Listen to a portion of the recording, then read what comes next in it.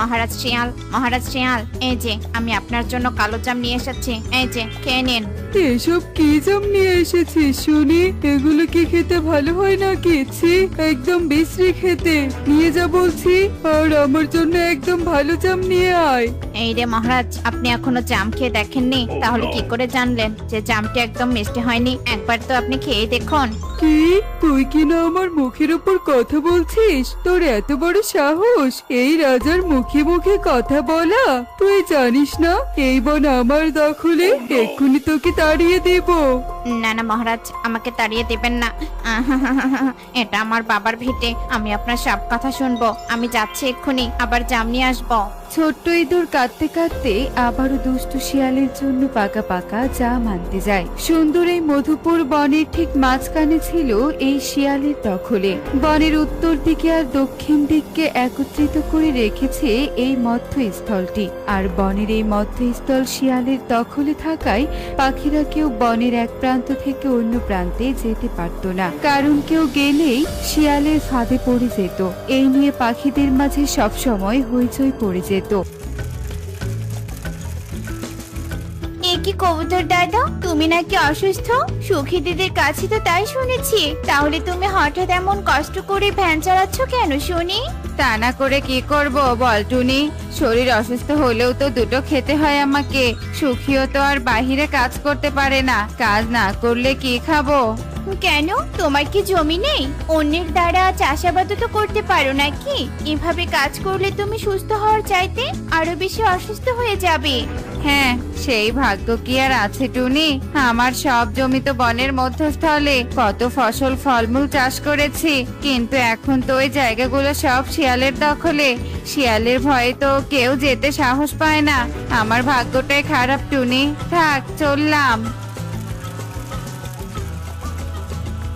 সত্যি এই শিয়ালটা যে কোথা থেকে এলো? এই শিয়ালকে যে করে হোক তাড়াতে হবে, নয়তো আমাদের মুক্তি মিলবে না। টুনি নানান ভাবনা চিন্তার মাঝে ডুবে যায় আর হাঁটতে হাঁটতে বাড়ির দিকে যেতে থাকে। এভাবেই দিন কাটতে থাকে। যত দিন যেতে থাকে দুষ্টু শিয়ালের উৎপাত আরো অনেক বাড়তে থাকে।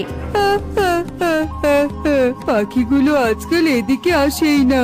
ও বাবা, ওরা যে আমাকে ভয় পায়, এটা ভেবে আমার যা আনন্দ হচ্ছে না। এবারে আরামায়েশ করে ঘুমিয়ে পড়ি। আজ তো খরগোশটার পালা আমাকে খাবার দিতে আসার। শিয়াল পাখিদের এভাবে উৎপাত করতে পেয়ে ভীষণ আনন্দিত হতো আর মনের সুখে গান গাইতো, খেত, আবার সে জায়গায় ছোট ছোট পশুগুলোর ওপর অত্যাচার করত। জানিস খরগোশ, আমার আর এই দুষ্টু শিয়ালের ফাইফরমাস খাটতে একদম ইচ্ছে করে না। সারাদিন শুধু একটার পর একটা আদেশ করেই যাচ্ছে। আগে কত সুন্দর আনন্দে দিন কাটাতে পারতাম, কিন্তু এখন চাকরের মতো কাজ করছে।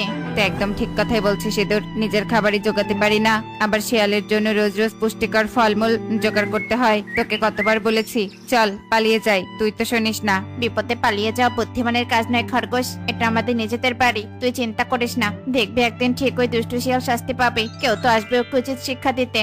তারা দুজন এভাবে একে অন্যের সাথে কথা বলে চলে যায়। এভাবেই বেশ কিছুক্ষণ কেটে যায়।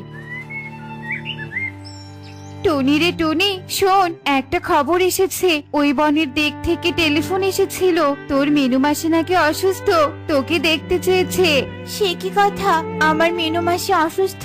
না না, আমাকে মাসির কাছে যেতে হবে। আমি আজকে মাসির কাছে যাব। তুই কি পাগল হয়ে গেছিস নাকি টুনি? তুই জানিস না এই বনের মাঝে শিয়াল আছে? শিয়াল যদি তোর ক্ষতি করে তখন কি হবে শুনি? তোর কি জীবনের মূল্য নেই নাকি?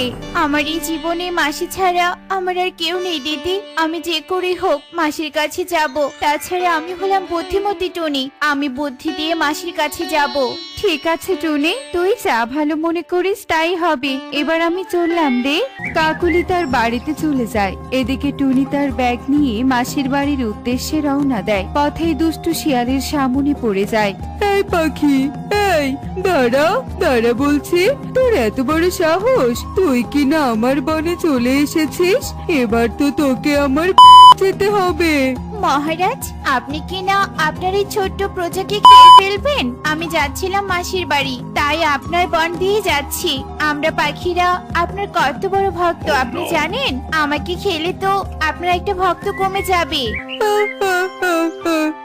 তোর মতো একটা ভক্ত আমার গেলে আমার কিচ্ছু হবে না। এখন বল, তোর মাসির বাড়ি কোথায়? যদি তোর মাসিকেও পারি। এই দুষ্টু শিয়াল তো দেখছি ভীষণ চালাক। মানে মহারাজ, এই তো একটু সামনে গেলেই একটা বড় পুকুর পাড়ে বাড়ি। এবার তবে আসি, সন্ধ্যাবেলা আমাকে খেতে এলেই হবে। টনি চালাকি করে শিয়ালের সামন দিয়ে চলে আসে আর হাঁটতে হাঁটতে তার মাসির বাড়িতে চলে আসে। মিনু তখন অসুস্থ হয়ে বিছানায় ছিল। মাসি, এই দেখো আমি চলে এসেছি।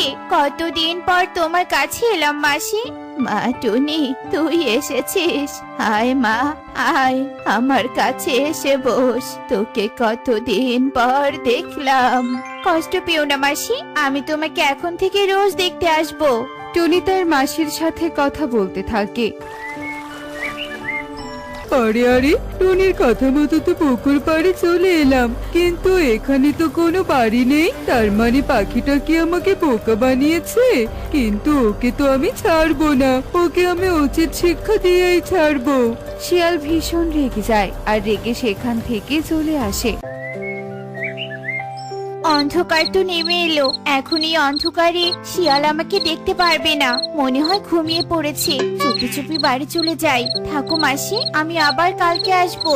টনি তার মাসিকে বিদায় জানায় আর অন্ধকারে চুপি চুপি শিয়ালের চোখ ফাঁকি দিয়ে নিজের বাড়িতে চলে আসে। এভাবেই রাত কেটে আবার সকাল হয়ে যায়। এই শয়তান পাখি, দাঁড়া বলছি দাঁড়া।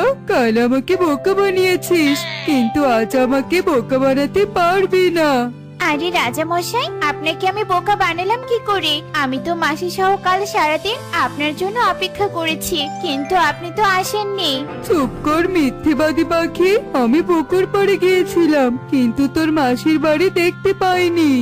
এ কি রাজা মশাই, আমি তো নদীর পাড়ের কথা বলেছিলাম, কিন্তু আপনি কিনা পুকুর পাড়ে গিয়েছিলেন। আপনি শুনতে হয়তো ভুল করেছিলেন। ঠিক আছে ঠিক আছে, আমি নদীর পাড়ে যাব। আজ তোর মাসি আর তোকে মজা করে। টনি আবারও বোকা বানিয়ে চলে যায়। এভাবেই বেশ কিছুক্ষণ কেটে যায়। গতকালের মতো শিয়াল আবারও নদীর পাড়ে গিয়ে কোনো বাড়ি দেখতে পায় না। এতে শিয়াল ভীষণ রেগে যায়। এদিকে টুনি তার মাসির বাড়ি প্রায় পৌঁছে যায়। তখন ঘটে যায় এক অদ্ভুত ঘটনা। টুনি, আই টুনি, আমাকে তোমার সাথে নিয়ে যাও। আমি যেখানে পড়ে আছি। টুনি, আই টুনি। কে ডাকছে আমায়? আমি যে হাড়িঘর, আমাকে তোমার সঙ্গে নিয়ে যাও। তুমি তো দেখছি ছোট্ট হাড়ি, তুমি ঘর হবে কি করে?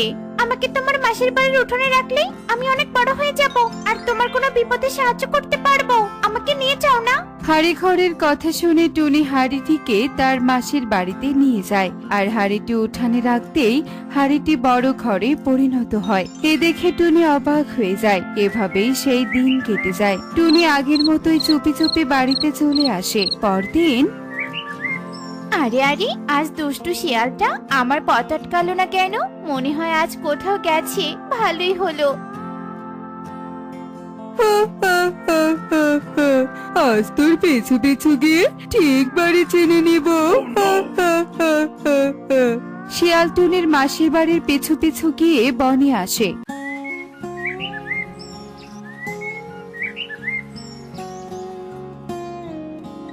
মাসি, মাসি, এই দেখো আমি এসেছি।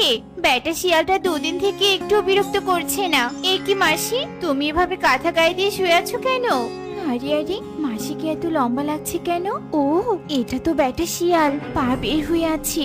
বুঝেছি, নিশ্চয়ই মাসি কোথাও গেছে আর এই শিয়াল আমাকে ধরতে এসেছে। তবে আমিও টনি। এ কি মাসি, তুমি খাবে না নাকি? এভাবে শুয়ে থাকলে হবে? কত কি রান্না করে এনেছি আমি, দেখো। হ্যাঁ রে মা, খাবো তো। বেটা শিয়াল তো দেখছি একদম মাসির কণ্ঠ করছে। তবে আজ তোকে উচিত শিক্ষা না দিলে আমার নামও টুনি না।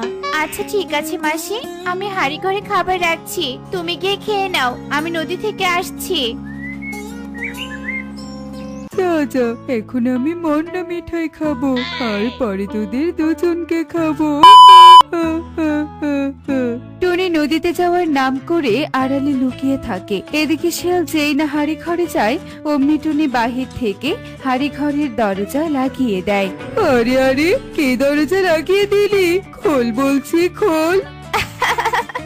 শয়তান শিয়াল, অনেক জ্বালিয়েছিস আমাদের। তোর জন্য আমরা নিজেরা শান্তি মতো চলাফেরা করতে পারতাম না। এখন তোকে সারা জীবনের জন্য এই কুড়িয়ে পাওয়া হাড়ি ঘরে বন্দি থাকতে হবে। থাক এবার, আজ থেকে পাখিরা মুক্ত। এ কি রে টুনিমা, তুই কার সাথে কথা বলছিস? কে বাড়িতে? এরপর টুনি মিনুকে সব কথা খুলে বলে আর সব শুনে মিনুও হাসতে থাকে। এরপর টুনি শিয়ালকে বন্দি করার কথা সবাইকে খুলে বলে আর সব শুনে পাখিরা অনেক খুশি হয়। এরপর থেকে পাখিরা স্বাভাবিকভাবে জীবন যাপন করতে থাকে।